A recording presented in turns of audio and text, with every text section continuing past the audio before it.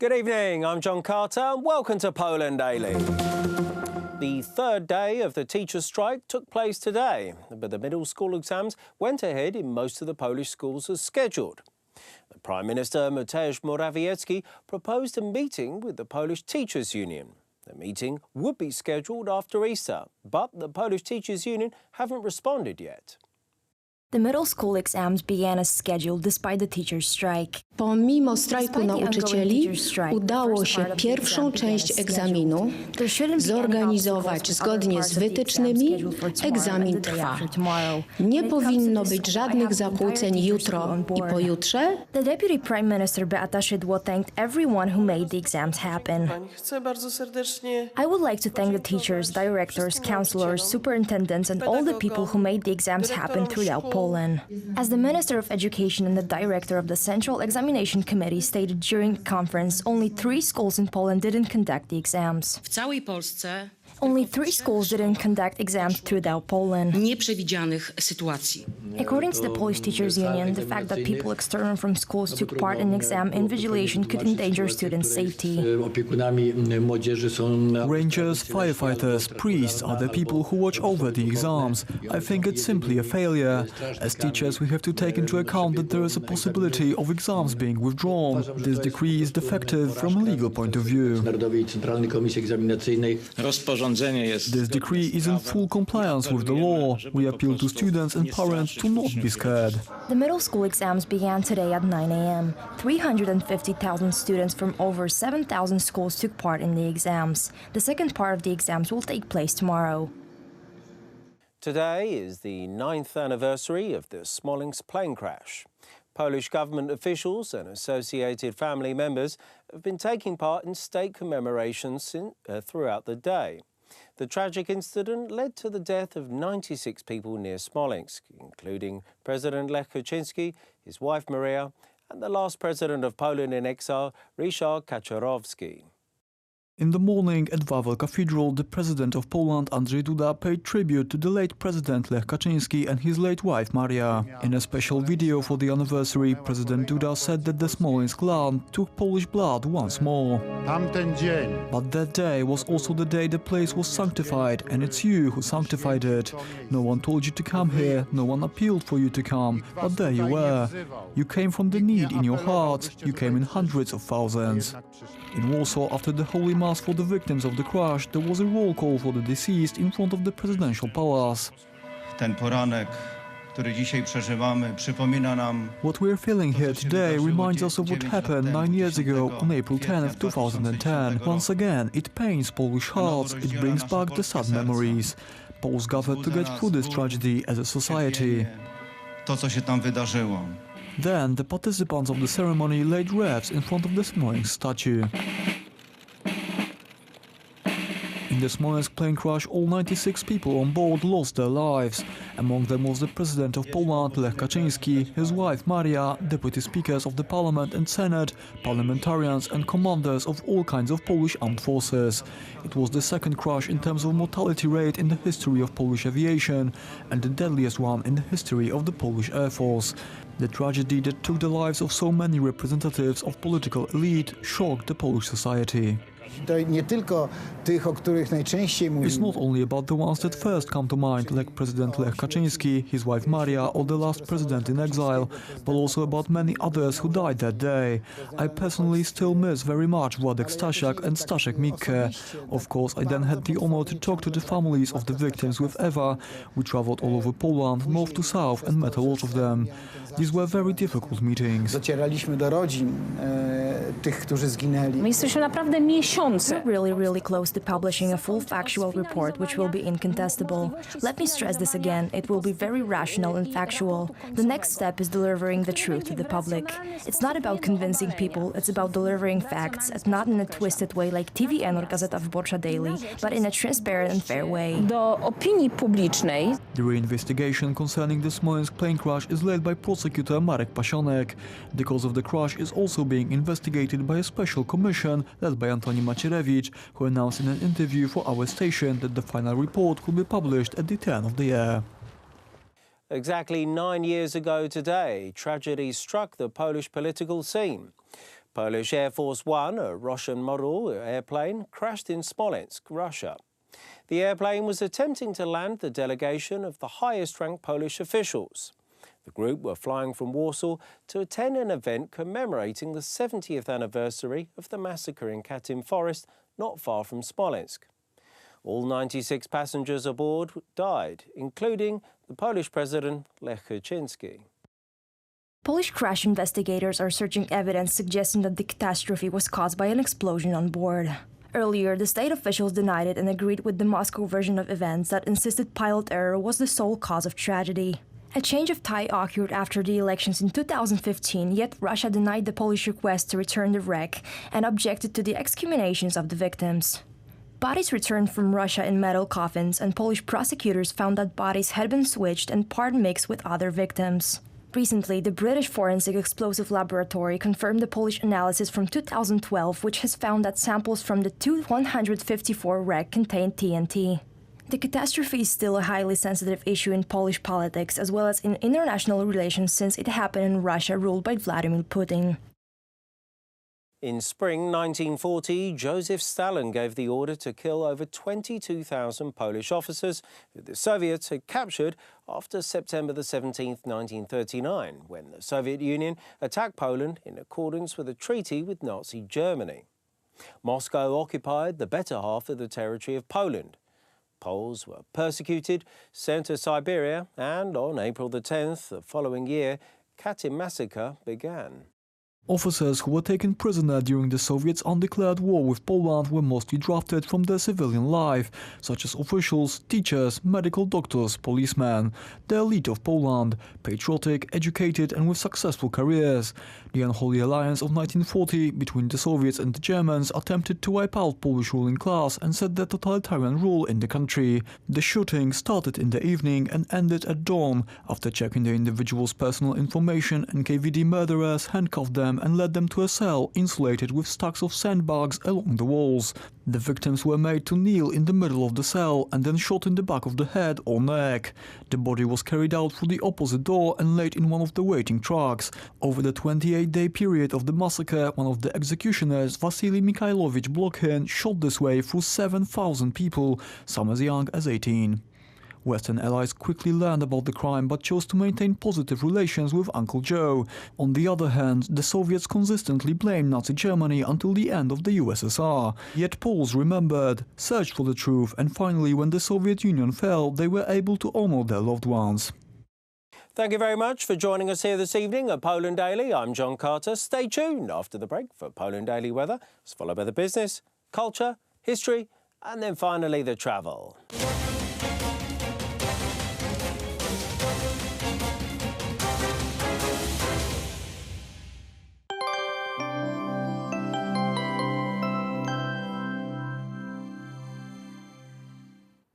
Good evening, I'm Paulina Odderstein and welcome to Poland Daily Weather. If we look at tonight, we will see quite cool temperatures, especially around Olsztyn with -3 degrees, -2 will be seen in the northeast, also in Bydgoszcz, Poznań, Zielona Góra, and -1 in Koszalin and Szczecin. The maximum temperature tonight will be 6 degrees around Rzeszów, also in Krakow, and 5 degrees in Katowice. Now let's see what will happen tomorrow. So it will be also much cooler than it was a few days ago. 4 degrees will be seen in the northern parts of the country, which will be the minimum temperature, and the maximum will be 8 degrees around Łódź, 9 degrees in Wrocław, and 5 degrees will be seen in Bydgoszcz, 6 degrees in Olsztyn. Quite sunny in many places tomorrow, but also a lot of clouds will appear, especially in the eastern and southern parts of Poland. Now let's check the 3 days. So on Friday, the maximum temperature will be 9 degrees in central Poland, also in the northeast. The minimum will be 5 degrees in the northwest with showers as well. On Saturday, quite a bit warmer, 11 degrees in central Poland. Showers will be appearing again in the northwest. And let's look at Sunday, 11 degrees in most parts of Poland. Only 10 degrees will be seen in the northeast. So much warmer, and there will be also more sun. This is all for tonight. Thank you and see you soon.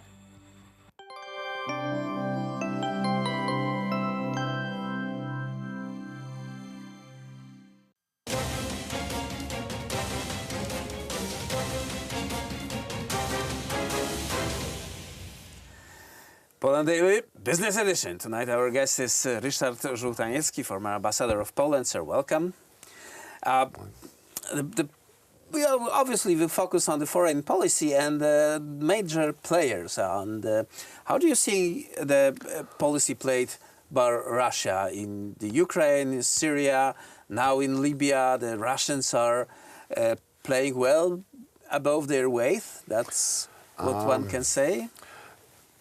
After the break, after the absence of Russia in the international game as a major player, what we observed for the last, 15 years, from the beginning of the Putin's term and the moment he took over the power, is the permanent, perpetual effort to restore the empire position of Russia, not only here in Europe, but globally.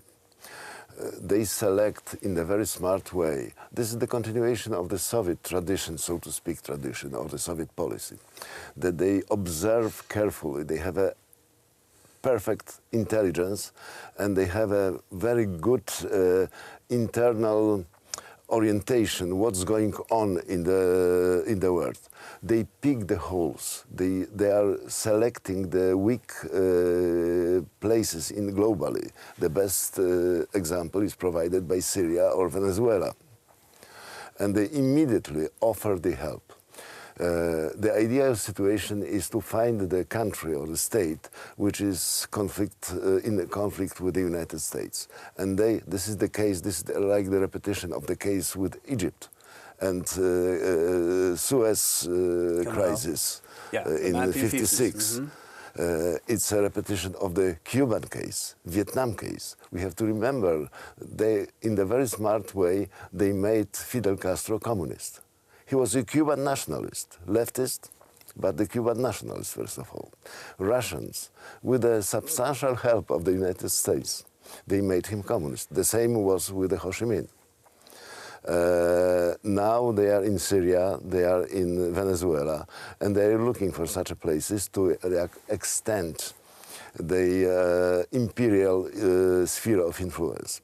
But of course, the major interest is in the Central Europe. They don't see the future of the empire without Ukraine. This is not the game on the table, or the stake is not the eastern part of Ukraine. They want the whole country. They believe in the so-called, buffer zones. They are obsessed with the lack of security. They are obsessed with NATO. And to make this subjective, to fulfill this subjective sense of security, national security, they have to create between the United States and Russia, ethnic Russia, kind of the gray zone. Well, I would say that between the Russia and the United States there is a whole ocean that is perfectly gray. So. Yes, but you see, for Putin, the maximal ambition or the maximal target is to extend the influence up to the Portugal and the United Kingdom. To that neutralize will be the final borders of Russia. Of Russian influence. Russian influence. And in this minimal ambition is to control Ukraine, Baltic Republic, and eventually made Poland weak again. Weak again and being hung in the space, in limbo. Right, right. On the other hand, the Russians' demographic is falling. Their income is not so big. The 50 kilometers from the center of Warsaw starts the rural Russia that has really low standards of living. How on earth this country that has 145 million people, that's the size of Bangladesh, can extend such a influence on the world? Very smart, very efficient propaganda, PR policy. second element is a direct influence swayed in the particular countries. They have very well developed influence, this indirect influence, influence on the human minds in Germany, in France, in UK, even in the United States. The intelligence is a very strong argument in the game, but also what they still maintained is a direct military power. Stephen Bannon, one of the strategists of the Trump campaign and right now person who is encouraging the nationalistic movements in the world, in the positive sense, said that sooner or later the United States will have to get in terms with Russia because there is a bigger enemy, China. And there is a theory that but all those airplanes flying, all those commandos being sent all over the world, Russia is just raising a stake. This is very disturbing and very dangerous, not point of view, but the perspective. Because sooner or later, of course, the United States and Russia has to find the common ground for the communication and for certain kind of agreement. But what will be in front of this Chinese expansion, global expansion, what will be the price? Because I don't think that Russia will support the American policy toward China for granted. There will be the price. Ukraine? Ukraine, perhaps Poland. Not as a direct, not the return to status quo ante, to the situation from the time of the Cold War, but to to secure the certain distance from NATO and the United States from this interest of this region. So we will see how this will develop. Well, it's not very good actually for business because right now with the growing American business, growing Americans invested into Poland, we can say this is our insurance policy and if you come here with your investment, it will be safe for another 20 years, for sure. Under the situation, the present situation with this president.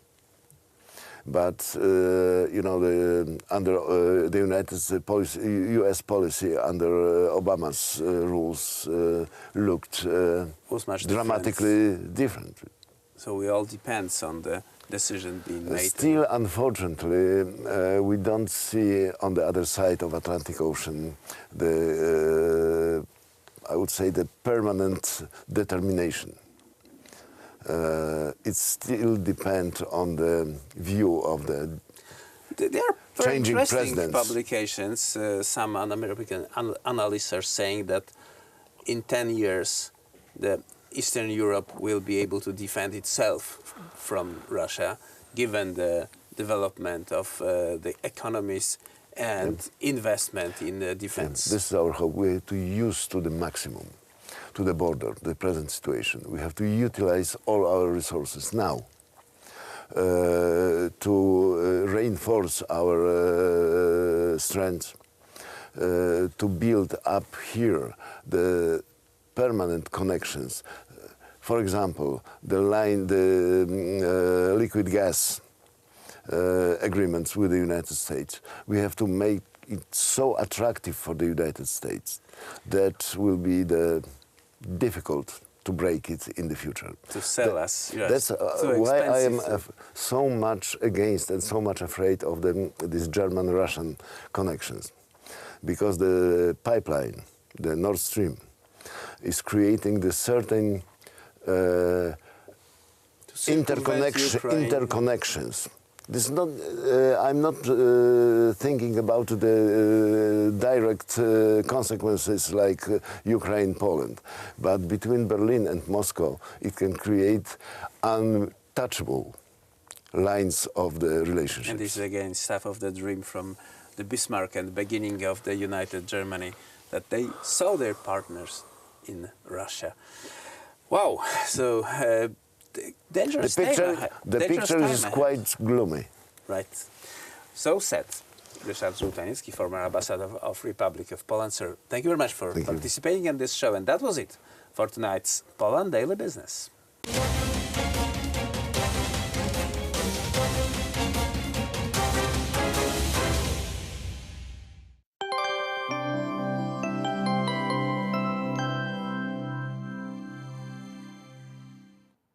Good evening, I'm Paulina Odderstein and welcome to Poland Daily Weather.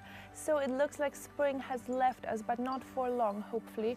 Tomorrow we will see 7 degrees in the southern parts of the country, up to 9 degrees in the area of Wrocław, and also 8 degrees in Łódź, Warsaw and Zielona Góra. The minimum tomorrow will be 4 degrees around Gdańsk and Koszalin, and 5 degrees in Szczecin as well as in Bydgoszcz, and some showers will be appearing around the capital of Warsaw. And now let's see what will happen in Europe tomorrow.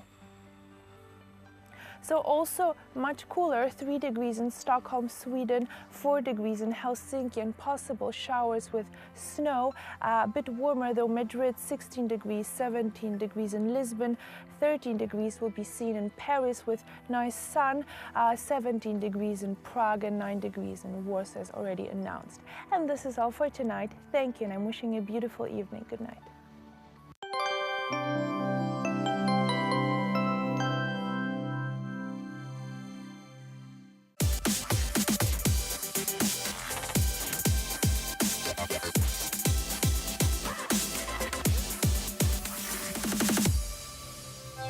Mike Trebacz, the founder of Cruising Krakow, was born in Krakow. He left Poland at an early age with the rest of the communist-era exodus and moved to Vancouver, Canada. Mike completed a degree in philosophy at the University of British Columbia, sold his car, and moved to the opposite end of the cultural spectrum, Spain. He worked in Barcelona, but after 3 years of beaches, sunshine, and sangria, returned to the city of his birth. Mike has been running Cruising Krakow since 2006. The firm offers bike and segway tours for which roads are not necessary. You can blaze the trails, charge the open fields, and trek through the dirt. These off-road beasts have a wide base platform for maximum comfort, deep tread tires to traverse all sorts of terrain, and will go up to 20 kilometers per hour for about 20 kilometers. Jon Carter and Mike Trebacz will be taking you for a tour around Krakow.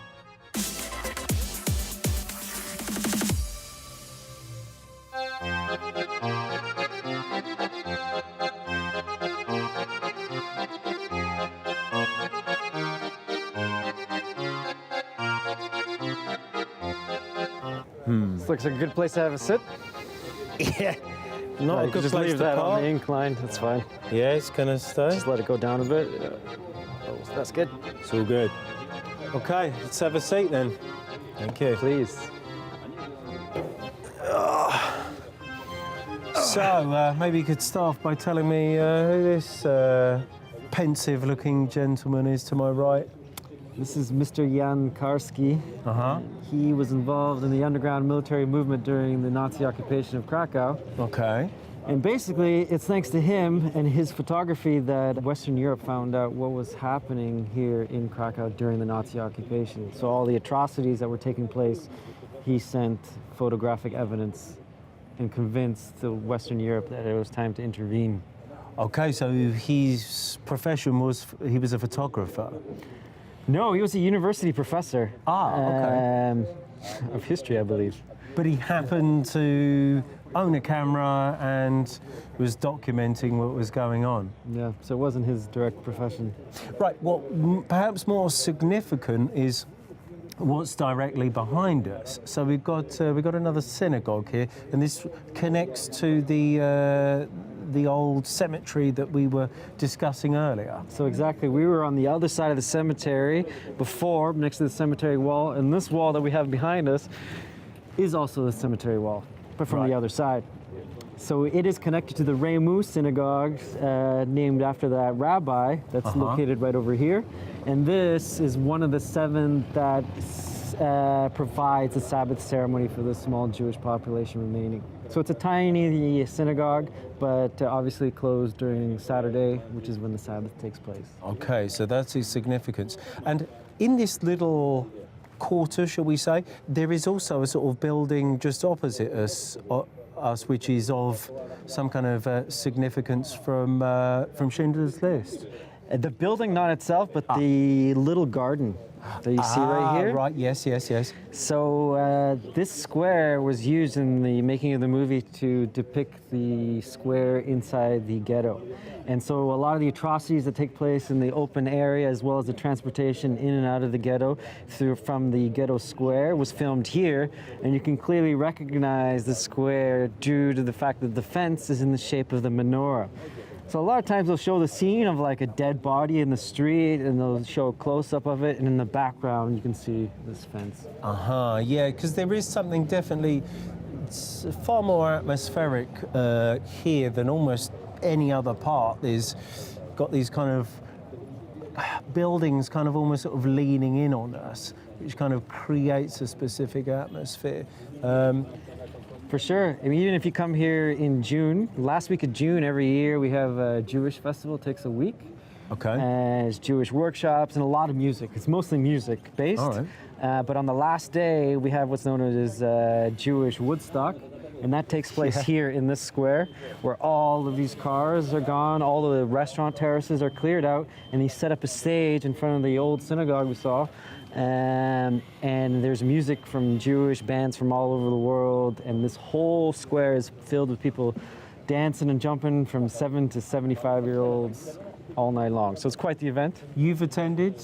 More than once. It's something I look forward to every year. Yeah, okay. So and how would you say it kind of differs from kind of other festivals then? Apart from obviously the fact it's specifically Jewish. But...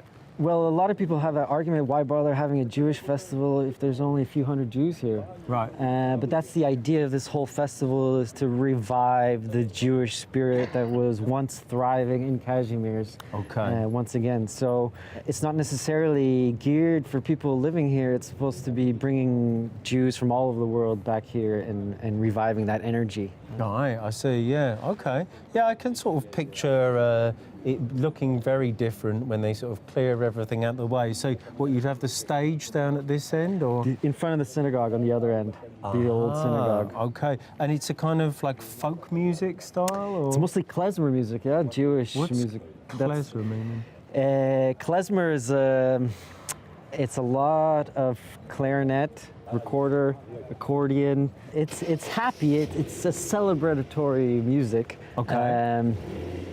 But it's hard to just describe in words. You have to listen to it for yourself. All right. And so do you think that perhaps that was sort of quite prevalent in years gone by, sort of a couple of centuries ago, that music would have actually existed there? Are they recreating how it once was? The music there has a very long history, and it's still quite popular today. It's even in a lot of the restaurants today, you still have live klezmer music taking place. But this festival is when the best from all over the world come and play. All right, fantastic. I'll tell you what, let's move on to our next spot then. Will do. Jumping back on the Segway.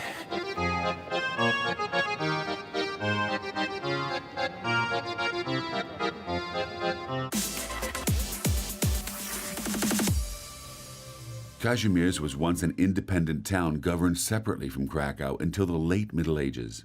Later, it became known as the Jewish quarter of the city and was finally transformed into a center for Krakow's beatnik bars and cafe culture. All that history makes for an awesome array of activities and sights. The town of Kazimierz-Dolny is a one-of-a-kind place.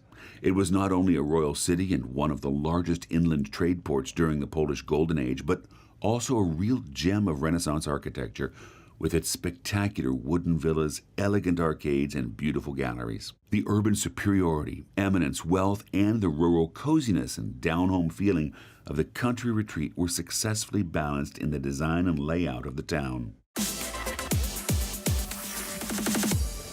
All right then, so we've arrived at the synagogue. What's the name of this particular synagogue? It's simply called the Old Synagogue. Because it's the oldest synagogue in all of Poland. Wow, okay, and when was it built? It was built at the beginning of the 1400s. Oof, okay. And so what's the real significance of this? Because it kind of feels like we're now in the kind of heart of Kazimierz. The synagogue closes off what's known as Shiroka Square, meaning Broadway, and this has always been the heart of Jewish culture here in Kazimierz. And even today, it's lined with mostly Jewish restaurants. If you want to do some Jewish dining, this is the place to go. Have you got a particular favorite along here, or? I do. At the very end, there's a place called Klezmer Huis, and it's actually built on top of an old mikveh, a Jewish ritual bath that was destroyed during an earthquake. Okay. I find this place to be the most authentic. A lot of times it'll be live klezmer music, and it's got a good feel to it. All right, okay. And what sort of thing would you eat in there? The big dish is chulent. It's like a Jewish chili. 3 types of beans, mince, beef. It's something that you would prepare before the Sabbath, because during the Sabbath you can't cook, you can't light a flame. So it's one of those dishes that are better the next day, like bigos. Okay, yeah, it kind of matures over time, and the richness of the flavour, yeah, breathes into it. Okay, yeah, just returning to the synagogue itself, is it actually an active place of worship, or? Not today. There are 7 synagogues in Kazimierz today, only one of which still provides the Sabbath ceremony for the small Jewish population that still remains here in Krakow, and that is the Remus synagogue that we'll see next. Okay, and so what role does it play today then? It's just a sort of tourist site, or? It's a museum today, so you'll find a lot of historic Jewish artifacts tied in with the synagogue. And it's still set up like a synagogue, so there's the bima, where the ritual begins, where the rabbi speaks from. It's like the pulpit, and you can still see the Torah closet, a lot of artifacts. It's worth, I mean, if anybody's interested in Jewish history, this is a definite must on the Krakow route. On top of that, it's very unique that it's still attached to the medieval wall, which once encompassed Kazimierz. So remember, if Kazimierz was its own medieval city separate from Krakow, it had its own separate medieval defensive system. And so you can see a part of the wall that's still attached to the synagogue, which is quite unique. You can only find this, as far as I know, in Poland and Lithuania, where a synagogue is attached to a medieval wall. Okay, so the idea was that some sort of invaders would be trying to get in, or? Well, it is the defensive wall. So yeah, it's supposed to protect from any potential invaders, and this is how far Kazimierz would extend back in the Middle Ages. So it's like one of the most popular places today for people to come. When they come to Kazimierz, they will be coming to this particular synagogue then. That's right. I can sort of see, as we look across this way, it's like a sea of people taking guides, etc., around the place and seeing different things. What are they seeing then, apart from just when they come to this synagogue? If we're at the heart of the place, what are the other sort of significant parts here? Well, does the name Helena Rubinstein mean anything to you? It's mostly ladies that know this, as she's considered to be the godmother of modern cosmetics. She came up with waterproof mascara, as you can imagine, a big deal, and was one of the richest women that ever lived, sold off her company, and then rebuilt it for a fraction of the price during the Great Depression. Okay. So she was born in the Orange Building on the right side of the square there, which she'd never admit to, because she always said she's from the main square of Krakow, because as I mentioned, this area was considered to be quite shady and lowbrow back then. Ah, all right then. So she became sort of part of the aristocracy, and she didn't want people to know that, yeah, she'd actually grew up in a bit of a tough area. Let's go and have a look, shall we? All right.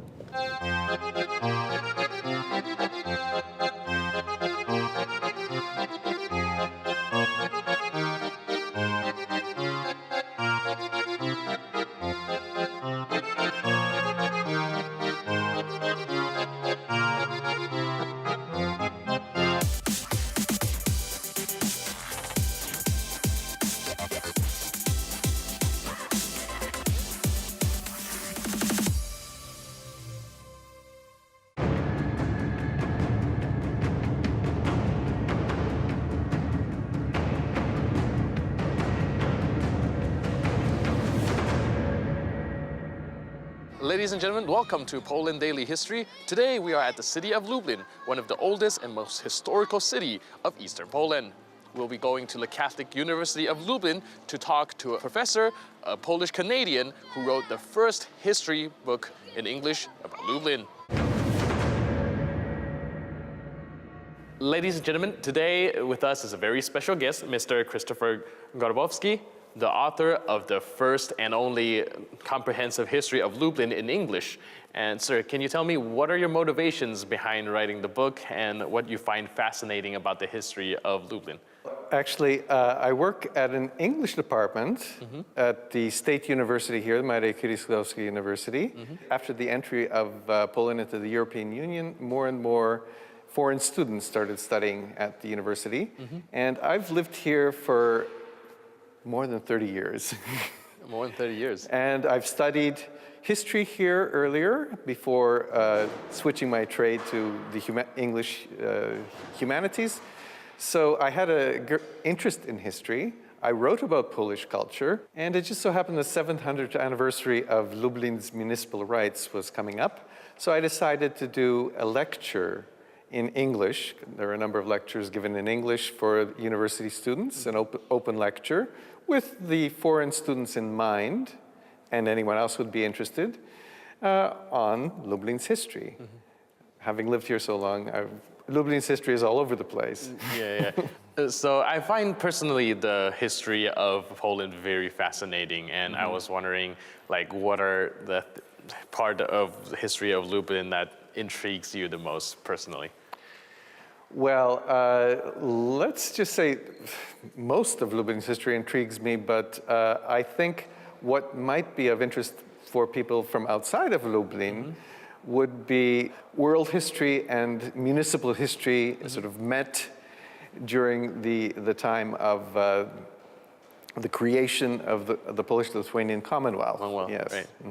Yeah, that is very fascinating. I feel like a lot of things revolve around it, and it's like a little spectrum, and it's like a little microcosm of how, like the Union of, like even like the European Union, was it? There was a saying. Let's say there was John Paul II came up with a slogan to encourage Poles to vote for entering the European Union. You know, from the Union of Lublin to the European Union. But of course, the Union of Lublin is where the Polish-Lithuanian Commonwealth was created.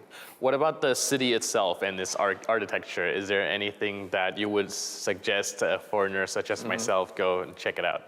Well, let's say the Old Town is quite beautiful and authentic, shall we say.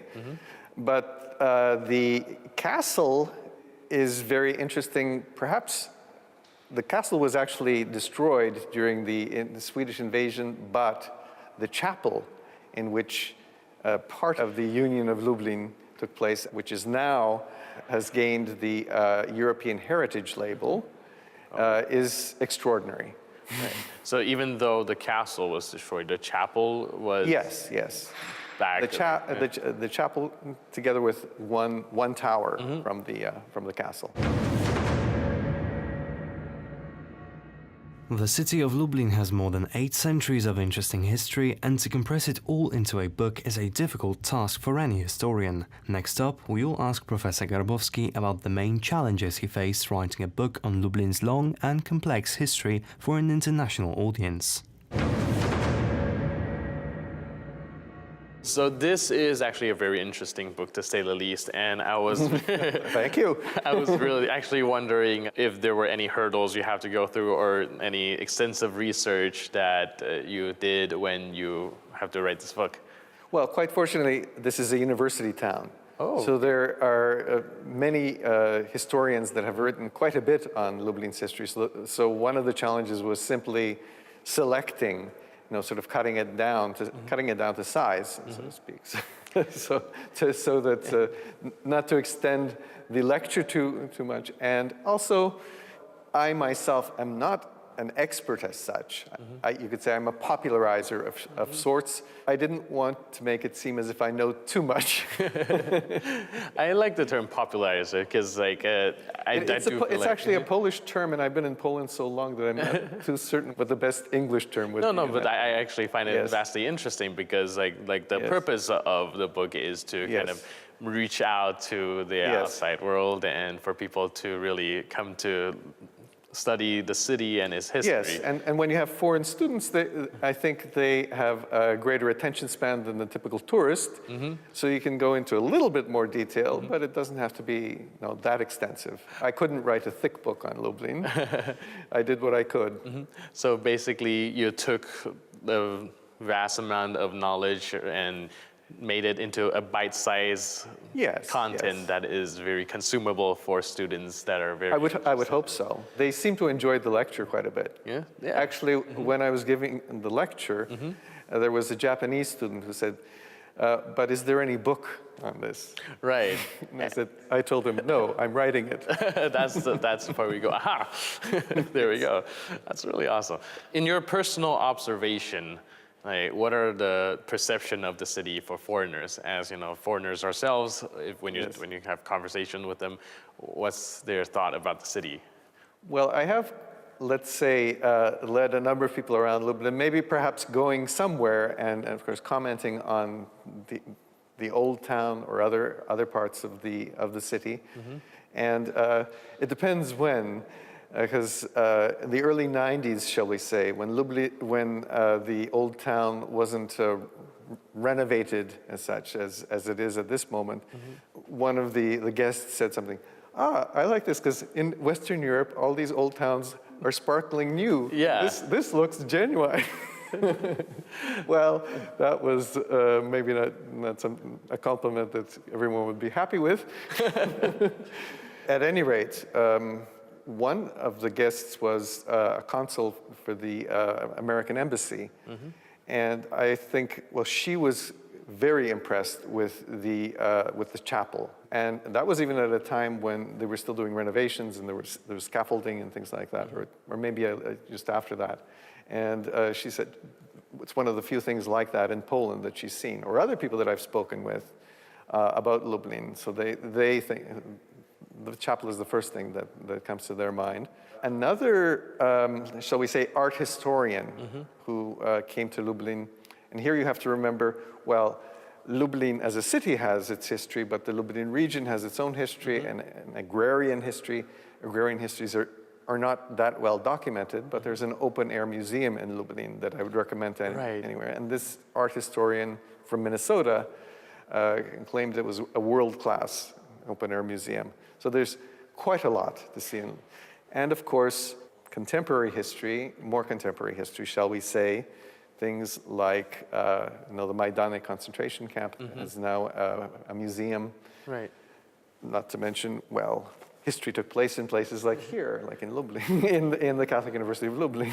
Yeah, I do find it really exciting, like walking down the old town, walking down the streets, and you can point to a random building and maybe it has a few hundred years of history behind it. Yes. Or even in the interwar period, like it was a university town as well. A religious university town. You had a Jewish yeshiva and you had the Catholic University of Lublin. So that was quite... And fortunately, even though much of the Jewish town was destroyed, the yeshiva was used as a hospital by the Germans, so the building is maintained. As we have seen today, Lublin has a very long, yet at times dramatic history. But places such as the Catholic University of Lublin sufficiently demonstrated the city spirit and their love for freedom. I'm your host, Benjamin Lee. I'll see you next time on Poland Daily History.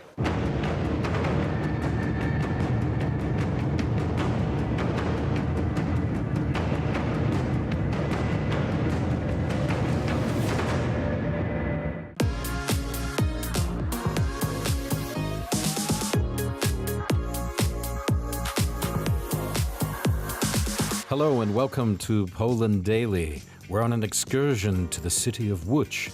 It's right in the center of the country. Known as the Polish Manchester, it's a city of art and industry. And that's where we are for this series of episodes. Łódź is famous for factories making all kinds of things, as we'll see.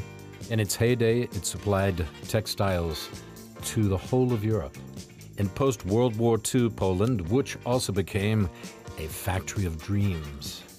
It was the site of the Warsaw Film School at Łódź, and it earned the city the sobriquet of Hollywood.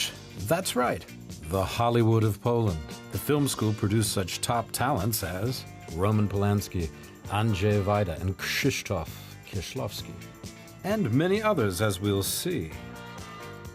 There are more superlatives in this city, about 75 miles southwest of Warsaw, the capital. Łódź boasts the largest shopping center in Poland, Manufaktura. It's made out of an old factory complex. That's the largest shopping center in Poland. It also boasts the longest pedestrian street in the country, Piotrkowska, where you will find all manner of restaurants, clubs, and just about everything else you'd expect on a pedestrian street, including a statue of Arthur Rubinstein, the famous pianist who was from Łódź. And the pièce de résistance, marrying both technology and art, is the Science and Technology Museum next to the railway station. This is a world-class museum. It looks like something that belongs in the Smithsonian Institution. It's interactive and impressive. That's Łódź, and that's where we are on Poland Daily Travel, your destination for perhaps the best travel about Poland you'll find anywhere. Poland Daily Travel. Like us on YouTube and like us on Facebook. We like you. Watch us now. Welcome back to Poland Daily. We're here in a very special place in Łódź. I'm here with Dr. Paweł Barczyński, who is the head of the, did I say it right? Head of the Science and Didactics Department. Didactics, something which I have no idea about, but I guess it means teaching something, right? Education in general, yeah. And we're standing in the, what is it, the museum, the technical name of it? Science and Technology Center, located in former power plant, the first in Łódź. Yeah, so it's a former power plant. We're near the railway station. Exactly. And this was the most important power plant in Łódź, yeah? It's been converted. Yes, because it was the first one, the first city power plant. So it was built in 1906, the eldest part. This part was being established in 1929. And believe me or not, it took only 10 months and 70 days to build these buildings. From scratch. Really? From scratch, yeah. Good Lord, people in Łódź, they know how to build in Łódź, don't they? Yeah. We're learning. They're still doing it, yeah. There's a lot of it going on. We just came from Manufaktura, right? Lovely place. Yeah, and it appears that the whole city is a construction site, like Warsaw too, actually. It is, Yeah. it is. So we're hoping it'll finish soon and waiting for the great result. Yeah, and what is the idea behind creating this museum? I mean, is it because which is known as the Polish Manchester equivalent? Is that some reason why? Maybe not exactly. What was the initiative about? What is, not exactly. You see, we got this power plant as a kind of a heritage, technical heritage. So we tried to keep it in an almost original form and transform it into the Science and Technology Center. Just to tell people the story about the energy conversion, about the micro and macro world, about the science and technology development. So this scene is unique, as you can see around, and we decided to convert it into the science and technology purposes. And what are we looking at here? This is something about coal, because węgiel. Węgiel means coal. Right? Your Polish is getting better. Right. Well, it is translated below. I think I may have known that word. Anthracite, I see that. Yeah. Same so word in Polish. Many different types of coal presented in this conveyor. But only one of them have been used for supplying these burners that we will see in a few moments. But in the meantime, we are taking advantage of this original equipment and presenting different type of coals to our visitors. And so in this area, this is just like the introductory area. We're going to see a lot more science and technology as we go. Okay, stay with us. Poland Daily Travel. We're in the Science and Technology Museum, former power plant, been totally reconverted to talk to ordinary people. They might not be as experienced as you are. Dr. Barczyński. Well, I have no idea either. Okay, stay with us. We'll be right back.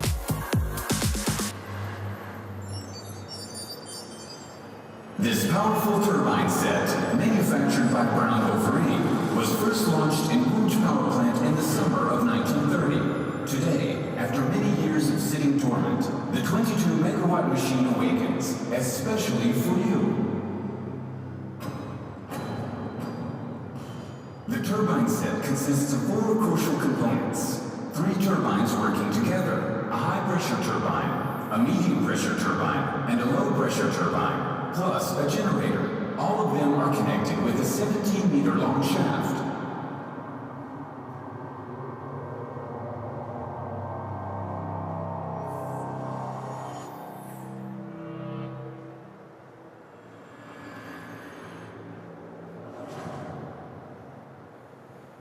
Highly pressurized steam created in the boiler enters the turbine through regulation valves.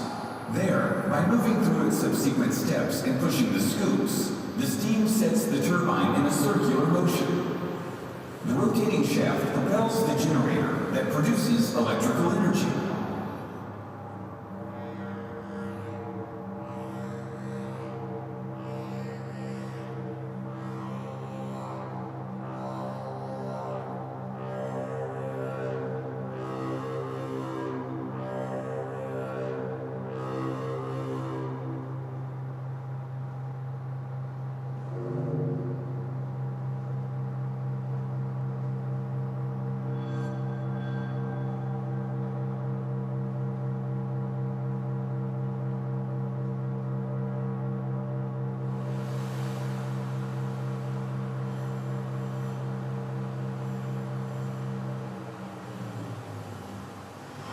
The temperature of the steam in the turbine changes dramatically.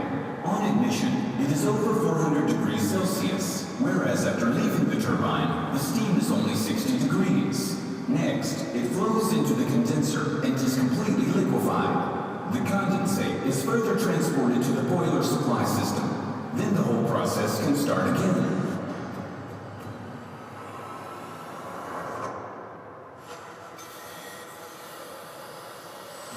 Just like temperature, the pressure of the steam inside the turbine is highly changeable.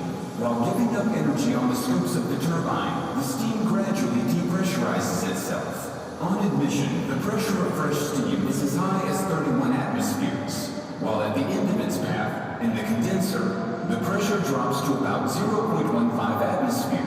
That is lower than the pressure of the air around us. This is how turbine set number 10 produced electrical energy for the inhabitants of Łódź, day after day, for nearly 70 years.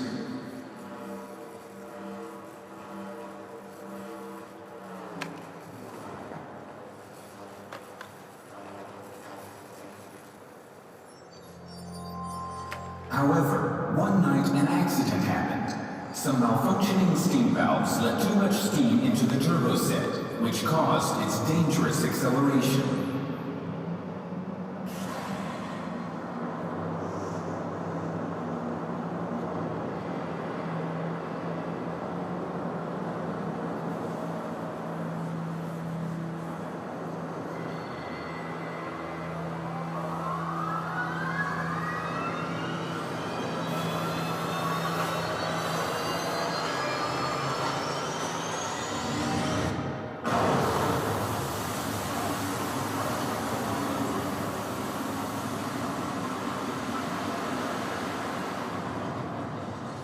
Even though the turbine was completely destroyed, luckily no one was harmed. Within a couple of months, the turbo set was repaired and returned to normal functioning.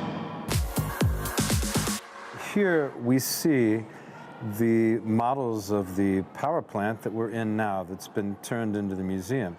We can see that in 1932, the construction of an expansion of the power plant took place. We can see here that the construction of the power plant started in May 1906 and ran to September 1907. That's the initial part. And then, as more and more electricity was needed, it was expanded. In 1931, it was lighting almost 100 miles of streets and almost 3,000 street lamps. If we move through to 2000, you can see that it's quite a different looking building. It was used in the 60s and 70s, but gradually decommissioned. It was used for the last time in January of 2000. And then, if we come through to now, well, it looks completely revitalized and not unlike the exteriors we saw in the Manufactura. It says that the City Council established the EC1 and 2 as a city culture project. It began in 2008. And now it's a museum and a planetarium, and talks about film culture in Poland. Excellent. Well, I'm standing here again with Dr. Barczyński, right? Exactly. We are standing here. What are we looking at here in this model before us? 3 stages of development of our electric power plant, and which is what we were just talking about. Exactly. Yeah. So you can see the initial state where just after the year 1931-32 actually, when the east and west part is in operational state, so there's a huge piles of coal on the coal yards, and so on and so on. So a lot of cooling towers just beside the east part. So at the best efficiency moment, the power plant reached 100 megawatts of power supplied. What does that mean? I mean, you're a physicist. I'm not. I don't know what 100 megawatts means. It means that, well, it's a relative number actually, because in modern times it's very little power delivered to the city, but at these times it was a huge progress. 3,000 street lamps. Actually, that was only, yeah, exactly. That's the scale. Yeah, that's. But to us, a street lamp's nothing. But back then, that was a lot. Of course. In the early 1900s. Yeah, and in the industry, in a very huge development at this moment, was powered by this energy. Yeah. Okay, we're at the Power and Technology Museum, talking to Dr. Barczyński here, and stick with us. We're going to look around at some more exhibits. Poland Daily Travel in Łódź.